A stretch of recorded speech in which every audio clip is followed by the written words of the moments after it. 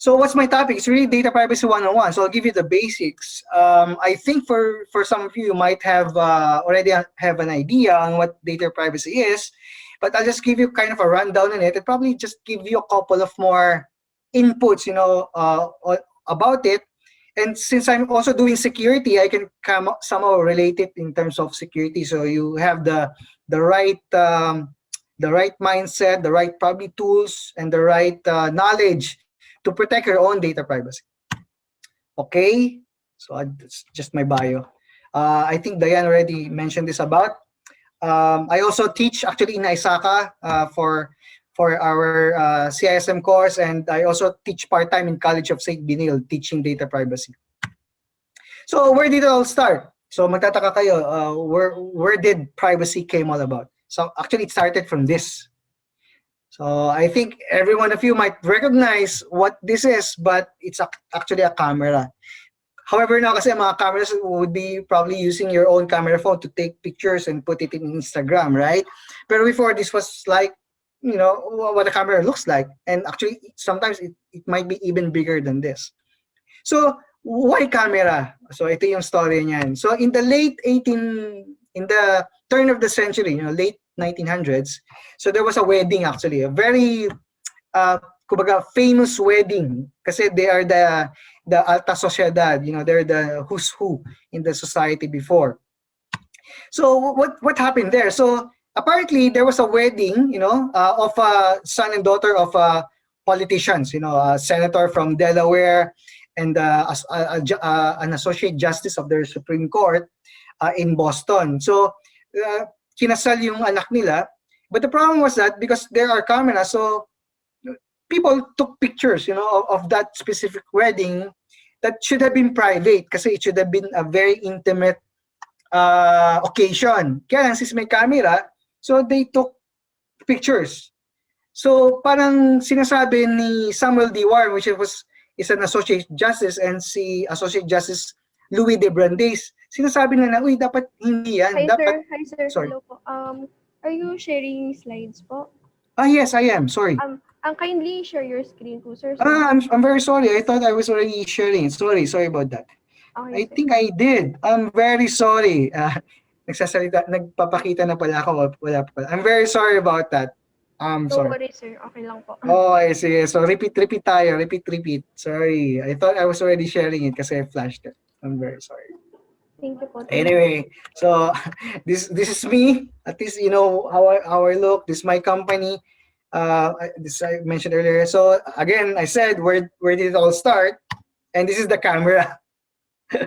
So ito yung old camera natin at the turn of the century. And this was the wedding basically.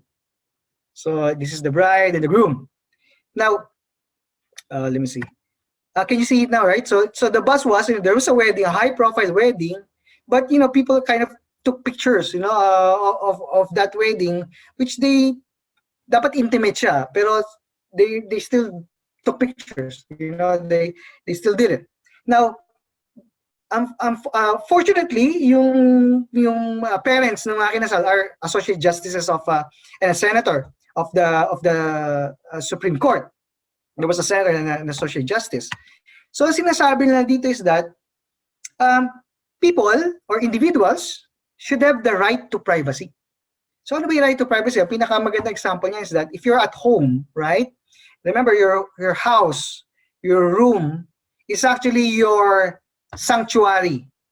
It is your inner sanctum. So whatever you do at your home, whatever you do there, right? You should expect it to be private. No one should actually kind of have a prying eye or prying eyes inside your home because bahay niyo yan eh. Dapat secure ka, dapat may privacy ka sa bahay niyo. So that's what they're saying is that you, as an individual, other than the right to vote, other than the right to have a property, the right to be let alone should be a basic human right. So dun siya nag-umpisa dahil dun sa kasalan na yon and dahil dun sa picture taking na yon. So sinabi na one should have at least the right to privacy and the right to be let alone. So yun. So it's parang a basic human right. Now comes our Data Privacy Act. So yung law natin, it's a Republic Act 10173. Yan yung proper name ng law natin, but we normally call it Data Privacy Act of 2012 or DPA of 2012. It was actually enacted in 2012. Ang kasabay nito yung Republic Act 10175, which is the cybersecurity law. Yan yung kasabay niyan. Now, what does the law says? The law actually says na it is an act protecting individual personal information in information and communication systems in the government and the private sector. So take note, information and information communication system, meaning it can be information written in paper. Kasama yun. So hindi lang lahat ng nasa sa laptop or digital or website, no, or databases. Hindi lang doon, pati yung sa papel kasama yan. Ang pinaka-classic example is that the registration forms you filled up when you enrolled in your school, for example, kasama yon. When you log in a visitor's logbook, when you visit an office, that's also included. And that should be protected by the law. But the good thing is that our law actually includes the government and the private sector. There are certain privacy laws out there in other regions. For example, Singapore, it's only for the private sector. Government is not included. Excluded sila. So medyo, I don't know if it's fair or, that, you subject private entities to data privacy law, but the government is not. But, it's their law. But sa atin pareho. So the government agencies are expected to abide by the law, not just private sector. So what is the scope and coverage of the law? So if you are, if the personal, so it involves personal data ng Filipinos tayo, Philippine citizens and Philippine residents. Say for example, you have an uncle that visited you, from the US. Let's say US citizen siya, giniwap niya na yung Philippine citizenship niya, and then he stayed with you. Then he became a resident uli, or a foreigner who's residing in the Philippines, kasama siya doon. Sakop siya ng batas. Now, if the processing of personal data is being done here in the Philippines, it's also included. Let's say, for example, you're a BPO, you're processing personal data of people, then it's in scope. Now, if the processing of personal data is done by an entity na meron link sa Philippines, let's say meron silang branch dito sila incorporate, or it's like an extension office of a company outside of the Philippines pero meron silang registration, kasama sila sa scope. Okay? Now, so meron tayong tinatawag na data privacy principles. Ito, tatlo lang yan. Actually, because the other data privacy laws, especially in Europe, actually they have more than 3. So, ano ba yung basic principles ng data privacy? Number 1, transparency. Number 2, legitimate purpose. And number 3, proportionality. So I kind of explain that, no? So ano ba yung transparency? Transparency, dapat alam mo as a data subject kung para saan, so bakit kinukolekta, para saan pinaprocess yung personal data na binigay mo sa isang company. Dapat malinaw sa iyo yun. Let's say for example, ano bang uso ngayon? Contact tracing. Right? So dapat pag yung LGU nyo meron silang app for contact tracing, dapat malinaw sa'yo na yung ibibigay mo dung personal data is only for contact tracing purposes. Hindi nila pwedeng gamitin yon sa any other purposes other than contact tracing because of COVID. Right? So yun, dapat malinaw sa'yo. Dapat malinaw, sino ba yung nagpa-process niyan? Sino ba yung gumawa ng app na yan? Saan ba nila ini-store yung app? Sa cloud ba? Sa database ba ng isang, what do you call this, IT firm? Sa database ba ng munisipyo, for example? Nasa database ba yun ng DOH, Department of Health? So, dapat malinaw sa inyo yun. Dapat transparent yung pag-process ng data. Legitimate purpose, dapat merong legitimacy yung pag-collect. So, for example, ano ba yung pinamagandang example nito? Kunyari, mag-open kayo ng bank account, right? So yung bangko, kaya siya nanghihingi ng personal data sa inyo and sensitive personal data kasi meron silang legitimate purpose. Kasi magta-transact ka sa amin, mag-open ka ng bank account. So we have all the legal rights to collect your data kasi otherwise, hindi ka namin ma-open ng bank account. So kasi for you to open a bank account, syempre bibigay ka ng name, address, phone number, email, and then you would have to give your date of birth, ano pa ba, yung any other details so that they can do what they call a KYC, yung tinatawag natin na know your customer. Kasi requirements yun. So may legitimate purpose sila. Bakit nila hinihingi yun sa inyo? Now, proportionality, ano ba yung proportionality? Ito, dapat yung kinukolektang data sa inyo o yung ibibigay mong data, proportionate lang dun sa service na i-avail mo dun sa company. What's the very good example of this? I think since mga millennial naman tayo, right? Siguro nagsasubscribe naman tayo kay Spotify. Ako personally, I have Spotify. When I subscribe to Spotify, ang hiningi lang sa akin sa Spotify is my name, my email address, I think my phone yata, I can't remember, my cell phone, mobile phone. And that's it. Then when I click the submit link, pumunta lang ako sa payment portal to pay my subscription. But that's pretty much it. Kasi yun lang yung kailangan ni Spotify to enable your subscription. Hindi na ako tinanong, what's your father's name? What's your mother's name? What school did you go into? Ano religion mo? Ano political affiliation mo? What's your gender? No, they didn't ask about that anymore. So yun lang yun. So it's proportionate to the service that I availed from them. Now, for example, Netflix, for example, or iFlix, or HBO Max, or HBO Go, sometimes they would ask for the age. Why? Bakit kaya age? Kasi there are certain age-appropriate movies kasi. So that's why they need to determine. So that is also proportionate to the request. Kasi, syempre, kung hindi kayo pwedeng manood ng very violent movies, for example, then they would need to know what's your age, right? So they would need to consider that. So that's proportionate. So gone are the days na yung mga companies magkukolekta ng data na disproportionate sa service. So I would give you a very good, very quick test. Bago kayo umuwi ng bahay mamaya, try downloading the contact tracing app of your LGU or where you live in, kung meron man kayo na. Ngayon, tingnan nyo ngayon kung gaano kadami yung hinihingi nilang personal information as it relates to contact tracing. So you'll be surprised. Hopefully, konti lang, as in name, phone number, and address lang. Di lang ang kailangan naman to do contact tracing. But if they are asking for more than that, medyo magtaka na kayo. So it's disproportionate. Okay? Well, let's move on. So the National Privacy Commission, which is the regulatory body for data privacy, meron silang tinatawag na 5 pillars of compliance. So number 1, if you're a company or if you're a personal information controller, you need to appoint a data protection officer. The data protection officer will be the one accountable for the company's compliance. But ultimately, the company is still responsible. Siya yung magiging point person, yung data protection officer.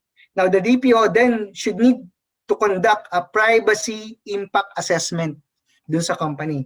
A privacy impact assessment, simply, what it does is that, kung meron kayong system, i-check lang niya kung ano ba yung kinokolekta nitong data. Okay, sino yung nagko-collect? Sino yung data owner? Saan to sinisave? Ano yung purpose, for example? Ano yung security measures to protect yung kinokolektang data na yun? And then, he or she would make a tracker of that or a log, and then titingnan niya sino ba yung high priority, sino ba yung pinaka-risky, then they would actually try to kind of put in more measures to protect it. So yun lang ibig sabihin ng privacy impact assessment. Yung privacy management program, ito na yung parang operational compliance ng kumpanya, meaning ito na yung day-to-day. Meaning ito na yung mga security awareness training, ito na yung pag-review ng mga kontrata, ito na yung kunyari merong nag-reach out na kliyente, customer, and say, uy, mag-update ako ng data ko. Mag-request siya sa DPO. O sige, i-relay ko dun sa appropriate department for them to do an update or deletion request for that matter. Kasi kung ayaw mo na ng subscription. So ito yon. Dito rin ginagawa yung tinatawag na privacy manual. Ito yung reference ng empleyado Let's say, if they are the frontliners, meaning sila yung, kunyari, sa eskwela, right? Registrar's office, admissions office. Ito yung parang manual nila na, uy, pag ganito yung requirement, ano bang gagawin ko? Sino ba yung kailangan kong tawagan? O ano ba yung kailangan kong hingin dun sa prospective na estudyante na dun sa eskwela natin, for example? Yun yung manual niya, easy reference. Now, yung pang-apat, yung demonstration of your compliance, this is where you would apply yung tinatawag natin na organizational, administrative, tsaka technical controls. Meaning, ito na yung magba-background checking ka ng empleyado kasi umahawak sila ng personal information. Ito na yung meron kayong mga firewall, antivirus, for example, encryption sa mga computers and laptops. Ito na yung mga testing, vulnerability assessment, penetration testing, and so on and so forth. Ito na yung up to siguro kung talagang sobrang complex yung nagso-source code review sila and so on and so forth. Ito na yon, ito yung intervention mo to protect the personal data. Now lastly, yung isang pillar is yung tinatawag natin na yung breach reporting procedure. Okay. Bakit napaka-importante nito? Kasi well, I think hindi naman bago sa inyo that there's a lot of cybersecurity incidents that are happening around the globe, right? If you're reading some tech news, so for example. So why do you need this? This is your process na if, for example, your company or your school, for that matter, dito, merong nang-hack sa kanila, for example, nakuha yung database, pero hopefully naka-encrypt yung database, right? And then pinabis na ito, nahack ko si ganitong eskwela. Ito yung i-invoke ng company to mitigate, to fix that, parang to address that issue. So yung tinatawag na breach reporting procedures, and it is required by the National Privacy Commission. Okay. So ano yung framework ng data privacy? This is the prescribed framework of National Privacy Commission. So from the governance, you have the baselining, you have yung organizational work na kailangan, your day-to-day, especially on the data subject rights servicing. Yung HR natin in terms of security awareness, data privacy awareness, and so on and so forth. Sa number 6, ito na yung data security. This is where you apply. O mayroon ba tayong encryption policy? Do we do testing? Right? Do we have antivirus?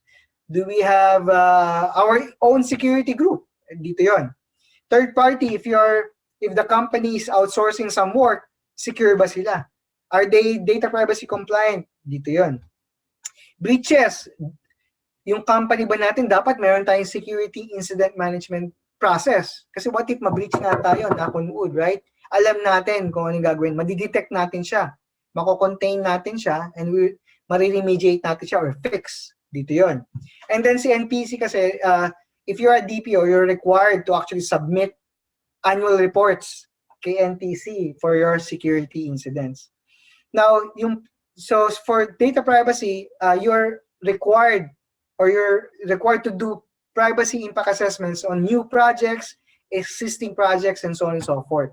So required yan, dapat ginagawa yan. Now, on the legal side, dapat minomonitor natin, updated tayo kay NPC, ano ba yung mga latest advisory niya, ano ba yung mga latest circular niya. Well, if you're reading the news, ang pinakahuli ngayon kay NPC is that they actually they submitted to the Department of Justice na kailangan filean ng kaso itong online money lending application company na to. I don't know if nabalitaan nyo yung before.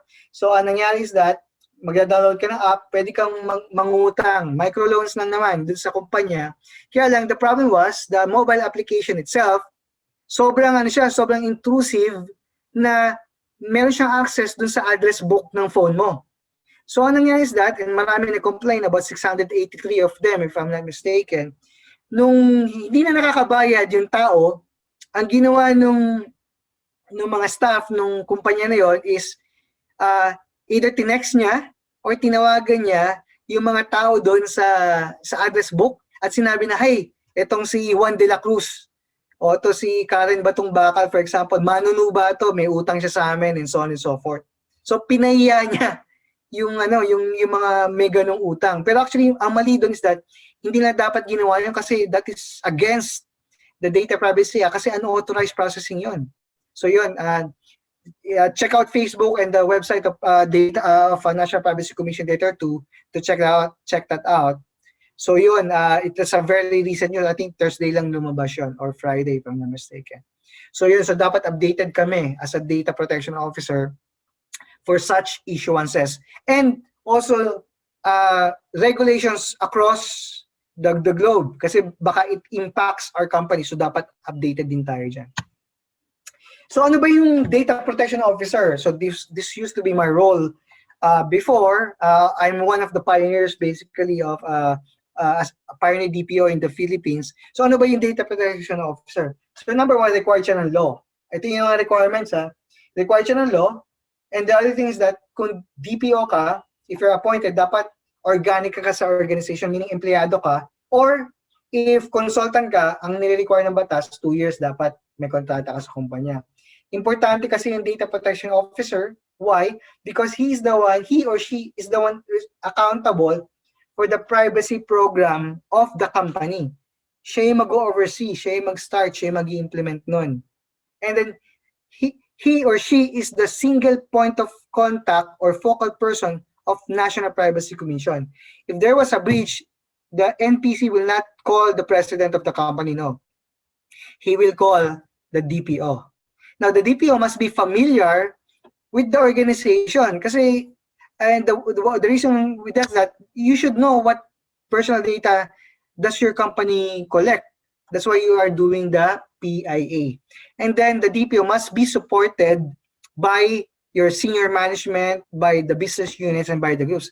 Otherwise, the DPO would really have a hard time in in implementing the data privacy program of the company. So now, please pay attention with this.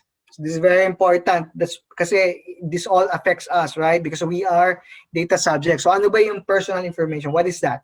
What is personal information? So personal information is any information, whether recorded in a material form or not, from which the identity of an individual is apparent or can be reasonably ascertained by the entity holding the information. Second, when put together with other information, then you would be able to identify the person. Example, if Juan de la Cruz lang, hindi pa Baka 10,000 or 100,000 ang Juan de la Cruz sa Pilipinas. Okay? Pero binigyan mo na ng address. Juan de la Cruz, nakatira siya sa 123 Kamuning Avenue, Quezon City. Pero hindi pa rin kasi baka mali mo, 2 Juan de la Cruz yung nakatira doon. Ngayon, binigyan mo na ngayon ng phone number.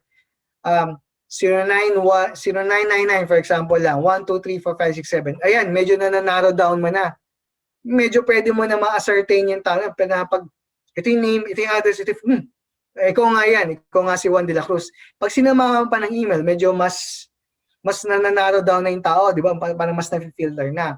Now, ang pinakaiba, so, personal information, parang at least, I think the easiest way to kind of put it as an example is that the information that you write into a raffle ticket.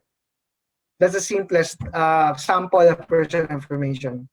So you put your name, you put your address, you put your contact number, and you put your email. And then if nabunot yung ticket, ikaw nanalo, right? So yun yung personal information. But personal information is actually not enough to really cause you harm pa. Okay, now let's go to what is sensitive personal information. Ito na. According to the law, personal information controllers or companies should not collect SPI unless they meet certain criteria. Okay? But I think I'm not sure if I would discuss that kasi medyo mahaba yun. But this should not be collected unless you meet certain conditions or criteria. So what are the samples of sensitive personal information? Ito na yun. Your age, your marital status, your color, your religion, your race, your ethnic origin, your philosophical or political affiliations, your education, your health, your genetic or sexual life, for example, or sexual preference. Criminal history is also included. Any government or issued identifiers, ano ba yan? Passport, driver's license, uh, TIN ID, SSS ID, UMID, PRC ID, and so on and so forth. Plate numbers are considered as a government-issued identifier. Uh, and any other information established by an executive order deemed as classified information. So what's the difference of this versus personal information? So these are the type of information that can be used for fraudulent activities, such as identity theft. Tama ba, right? So kasi this is the common information that is being asked of you. Let's say, kung magsasubscribe ka ng cable TV, kukuha ka ng bagong phone line, mag-a-apply kayo ng bagong bank account, for example, right? This is the kind of information that are asked other than the personal information. So, if someone gets hold of your sensitive personal information, and for example, pinalitan lang yung picture, then they can actually do those transactions on your behalf. So, that's why, as sinasabi ng batas, you need to protect this information if you're collecting them. And the second reason why very important to na protect is that it can also be used to discriminate you. Why? Why not? Ano yung dahilan? Number one, age. Kunyari nag-a-apply kayo ng trabaho, you're looking for a job, and you put there you're like 55 years old. Let's admit it. Companies would not hire you for that matter. Ay, tanda na to. Baka masakitin na to, mag-a-absent na, hindi natin siya tatanggapin. Or sometimes, because of your marital status, let's say, single mom, naku, baka magka-problema pa tayo dito, baka lagi rin pala absent, or masyadong mataas yung magiging expense natin dito kasi meron siya mga anak, and so on and so forth. Religion, for example, pwede kayong ma-discriminate there. Race, ethnic origin, let's say you are indigenous peoples, baka mamaya ma-discriminate kasi diligay mo gano'n. Your picture, alam mo naman sa atin, minsan nangyayari yan. Uy, mukhang abuser to, wag natin hirin. Baka ako ano lang gawin nito. Right? Kaya dapat pag nagsisingin ng resume, don't put pictures. Don't. Kasi sometimes, you can get discriminated because of that. Education, right? Unless explicitly specified, you can get discriminated when you for your education. Health, lalo na health. For example, let's say, you had tuberculosis, for example, right? Pero TB is treatable, 6 months, right? What if, for example, you work in a company, you had TB, so nagpahinga ka, you came back, and for some reason, that news leaked out sa mga office mate mo, ngayon pinandidirihan ka na. Now, the classic example of this is COVID. Remember, during last year, there were times na, uy, COVID infected yan, or nagtatrabaho yan sa, what do you call that, sa hospital, di ba? She got discriminated. She was kind of thrown out from the apartment. Much more kung na-infect siya. Di ba? Some families got locked out. So imagine nyo, ganun yung naging discrimination. So what if, for example, other than COVID, you had HIV, right? And someone leaked that information and then nalaman na ikaw HIV. So do you think people will not discriminate you? I think they will. So ganun siya ka-importante. Now, I'll give you a tip for government-issued IDs. If, for example, you have one na. If you're being asked for government IDs to fill up some form or submit, give a government ID that expires. Kasi at least, at a certain period lang, hindi na valid yung ID. So, if you're going to ask me, don't give your SSS, don't give your TIN ID. Kasi hindi nag-expire yan. So, give out an ID that expires. So, that's just a tip. Okay? So, now, malinaw tayo kung bakit the National Privacy Commission and the law actually prohibits us to collect this type of information, lalo if there's no really purpose for you to collect it or justified reason to collect it, because it can be used for fraudulent activities and be used for it can be used to discriminate you. Okay, so who are the data subjects? So tayo yon. We are the data subjects. Tayo yon. Now, what are our rights as a data subject? So we have the right to be informed. Saan nyo ba gagamitin yung data ko? Para saan ba yan? Saan yung store? You have the right to access your data. Uy, school, ano ba yung hawak nyo na data for me? Can I access it? Can I see it? You have the right to object, meaning I don't want to give my consent to that. I don't. You have the right to do that. You have the right to erase or blocking. Let's say, for example, tapos na yung subscription nyo with a certain telco company or some other software services. Then, oy, bayad naman na ako, I'm done with my subscription. Can you delete my data? You can actually request that.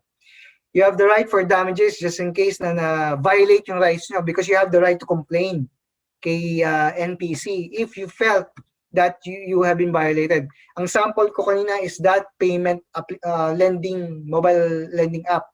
So those 683 plus people, they complained to NPC. Now, they have the right to seek damages from that company.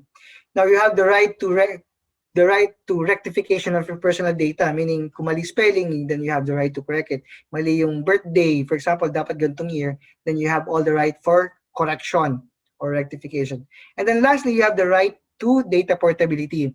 And data portability is that if a company holds data from you, you can actually request it, hey, can you give me a copy in a format that I can easily import to another machine or another system. May it be, kunyari, ang format niya is CSV format or text file format. So yun lang yung sinasabi na right to data portability. Now, what's the difference between a controller and a processor? Personal information controller. Your school is actually a personal information controller because they collect your personal data. They process it, yung personal data nyo, because you're studying with them. And they're storing the data. They're holding it. So they're called a controller. Now, ang processor, ang pinakamagandang example ng processor is that if, for example, the school hired a medical institution to do your annual checkup, for example, and they outsource it to a certain hospital, so they gave your personal data to that hospital kasi they will do the annual physical exam, then the hospital or that medical institution is the processor because in-outsource ni controller yung trabaho na pag-process ng data to that third party or outsourced vendor. So they are processing your data upon the instruction of the controller. So yun ang pinagkaiba ng dalawa. Now, what's the other difference? If, for example, the data breach happen sa processor, sa hospital, actually, yung hospital liable sa school. But si school, ultimately, ang liable and accountable kay National Privacy Commission and to the law. So that's the other difference. So ito na yung criteria kanina kung ano, for you to be able to collect data. Number one is consent. Dapat may consent ka. Nag-consent ka sa pag-collect. Pangala, if there's a legal obligation for you to give data. I'll explain it later kung ano yung sample niyan. When it's necessary for your own protection, let's say, health and life and death situation or health situation, then kasama siya sa criteria. And number four is that kung mayroong legitimate interest in company to collect data on your behalf. From you, sorry. Yun, these are the samples. So consent, ang consent dapat informed kayo, you're informed, and you have freely given your consent to the controller, and it should be explicit, meaning it's either in writing, you tick a box, you put a check mark, you click a button, submit, and they have saved that action in their system. So ganun siya dapat. So gone are the days na meron kayo makikita notice that says, while accessing this website, you agree with our privacy policy. That's wrong. Actually, no. So dapat explicit. Hindi siya implied consent. Dapat explicit consent. So ano yung compliance with legal law and obligation? So syempre, if you want to get your TIN ID, lalo na pag mag-work na kayo after you graduate, right? So you will need to give your personal data to BIR so that you can get a TIN, your TIN, and then you would be able to pay your taxes. That's your legal obligation. Same goes with SSS or GSIS. Syempre, kailangan natin yan for our own pension. If you are applying for a passport, a driver's license, you will need to give your PI and SPI. Yung personal information is sensitive personal information kasi you need that. You need to do that. You need to give that kasi it's required by law. if you're going to get married, pero wag muna ngayon kasi mga nag-aaral pa kayo, right? Don't. You need to provide that because if you're what do you call this? If you're accomplishing a contract, you need to. There's a legal basis. There's a legal obligation for you to give your or to for you to give out or collect personal data, and for any other IDs like LET and the PRC for professionals. What's the third one? Ayun na, ito na, protection of data subject or another person. So for example, for medical consultations, you need to give your personal data. So how would they know if ilang taon ka na? What's your medical condition, right? Paano ka na bibigyan ng tamang treatment? If you're hospitalized, in case of health emergencies, right? Hindi ka natatanong, magkukonsent ka ba? No. If it's a life with that situation, parang inaatake na kayo sa puso, hindi ka natatanong, sir, magkukonsent ka ba? No, hindi ganon. They will provide you medical attention kasi covered naman na they're allowed to because it's a life and death situation. It's a health emergency, so okay lang yan. Law and order, for example, if kung may curfew or merong police, what do you call it, or military activity that might need to do some work that would necessitate for you to give your data, then kailangan nila yon. For example, NBI, right? For you to get an NBI clearance or police clearance, you need to give your personal data. National security is the same. Contact tracing is a very good example, right? Because it's for national security. It's a health emergency basically, right? So you need to give your personal data because it's a criteria for processing. And lastly, legitimate interest. So companies have a legitimate interest to collect your data. For example, banks. You cannot open a bank account if you will not give personal data. No, they can't because they will need to do KYC, yung tinatawag natin na know your customer. If you are filing for a loan, if you're getting an insurance, if you are renting a house that will require you to sign a lease agreement, they would need your information. If you're applying for membership in the school or in any professional organization, or even your subdivision homeowners association, you would need to give your information. And subscription, if you're like subscribing to Netflix, iFlix, Spotify, and so on and so forth, right? Then you need to give your information because there's a legitimate interest for that. So what are personal data security? So in security, we have this principle called CIA, but at the middle of it, nandun yung data security. So we have a saying that, you can have security without privacy, but you cannot have privacy without security. So intertwined siya. So there should be confidentiality, there should be integrity, and there should be availability for that. So for us to be able to protect, your data. So ano ba yung mga samples ng security measures? You have the organizational, you have the physical, and you have the technical security. What are organizational samples? You appoint a DPO, you have a data policy, you enforce your policy, you're keeping your records of processing, you train your personnel, right? And then you have contracts with your vendors. Ano yung physical security? Syempre, dapat, if you're not an employee or if you're not a student of the school, you just cannot enter the school without your ID. Yung workstation nyo, do you have a privacy filter in your workstation so that the man or the person sitting beside you cannot see what your screen is, right? Do you have physical locks in your, in your area? Do you have lock and keys in your cabinets? Do you shred your documents? That's also a physical security. For technical security naman, does the school have a security policy, an acceptable use policy? Do they have firewalls, antivirus, to secure you from attacks, web attacks? Do they monitor for breaches, for example? Do they have that monitoring capability? Do they have a plan to restore yung school database just in case na ma-breach siya? That's a sample. Do they test their security from on a regular basis?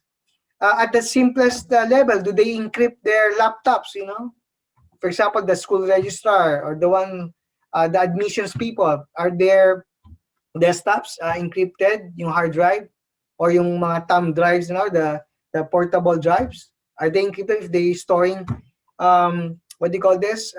Students' data there? I hope they should. Kasi what if ma-misplace yun? That's already considered a personal data breach. So, for data protection officers, we actually do this on a regular basis. We call it a privacy impact assessment. It's simply doing a risk assessment of the systems and processes of, for example, of the school or the company to check whether meron ba tayong risks, meron ba tayong gaps dun sa processes when we're collecting data, so that we can actually identify them, and then we can prioritize them, and therefore we can actually address and mitigate those risks. So yun lang yung simplest explanation ng PIA. So what is a data breach? Yan. So ito, unfortunately, this happens, if you're reading the news, what happened with Singtel, I think, meron lumabas sa balita, Singtel's customer data, there's a database na breach siya. Yun nangyari kay FireEye and then SolarWinds. That's considered a breach or a security breach. I think lately there's a local fintech company in the Philippines. I will not just name it, and I think sila, what they call this, sila Benji knows this already, because I mean, in a security circle, we are kind of sharing, information so we can help each other out.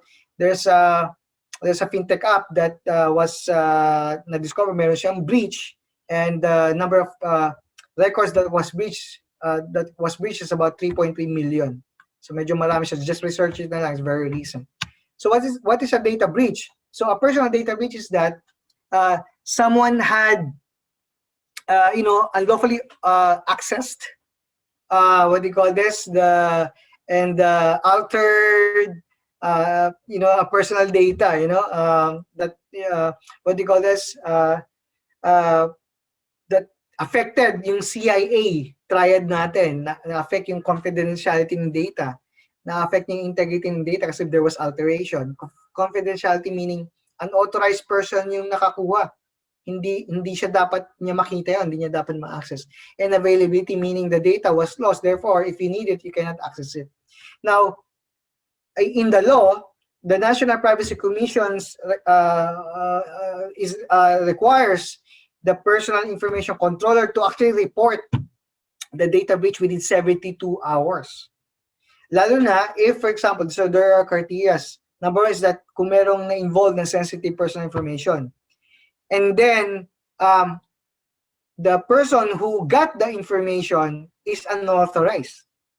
Sabihin, either a hacker or not an employee of that person, pero for some reason they got the information or the database, for example. And if the data that was breached will actually cause risk or harm dun sa data subject, meaning may sensitive personal information, they can use that for identity fraud. So you need to report to National Privacy Commission. Now, this is the fines and penalties. So take note of this. You can actually screenshot if you can. So ito yung law natin actually is one of the most stringent data privacy laws out there, because our law will give you a fine and imprisonment if you violate the law. So for example, dun sa, I don't know kung ano magiging hatol dun sa that mobile lending app company, but ang naging kaso nila, actually, ang magiging kaso nila is unauthorized processing of PI and SPI. So if proven guilty, they're looking at a 4 million fine and about probably 6 years of imprisonment. So ganun siya katagal. So imagine if you're doing it, let's say for example, ang naging kaso natin is improper disposal of sensitive personal information. Meaning, you have stacks of student application forms. The student application forms na merong personal information and sensitive personal information, itinapon lang sa basurahan, ipinatapon kay manong janitor, tapos itinapon niya lang basta, hindi nila shinred, hindi nila scratch reading. Tapos may nakakuha and then use it for fraudulent activity. That's it. the school will be held liable. So 3 years maximum imprisonment and 1 year, 1 million fine. So ganun siya kahigpit. And ito pa yung ibang fines and penalties. So hindi biro mag-violate or maging non-compliant sa Data Privacy Act. Now, sabi nila, ay, ang DPO lang ang makukulong dyan. No, it's not true. The one who will be fined and who will be penalized and imprisoned will be the guy or the person who is most negligible. I will give you an example. Kasi what if ako as a data protection officer, sinabi ko na sa company na, hey, we need a firewall to protect our network, for example, kasi naglabas tayo ng server pero we're accessing internet pero wala tayong firewall. There's no one, nothing protecting us from, external threats. Pero sinabi ng management, hindi, wala kang budget eh. Pero dinocument ng DPO yon na nag-request siya, in-emphasize niya yung risk of without having a firewall and nagkaroon ng breach. Now, when NPC investigates that, makikita na, ginawa naman ni DPO yung trabaho niya eh. Na in-identify niya yung risk with a privacy impact assessment, dinocument niya. In-inform niya yung senior management na kailangan niya ng firewall. Pero hindi siya pinagbigyan, hindi bumili na breach. Absuelto yung DPO doon. Ang mananagot, sino yung head ng kumpanya. So take note of that. I think that's the last of my slide actually. So at least hopefully everyone got a very good or learned something out of what I have presented. Medyo mabilis lang to because normally I teach data privacy and protection for two days actually. So I gave you a very congested 1-hour version of it.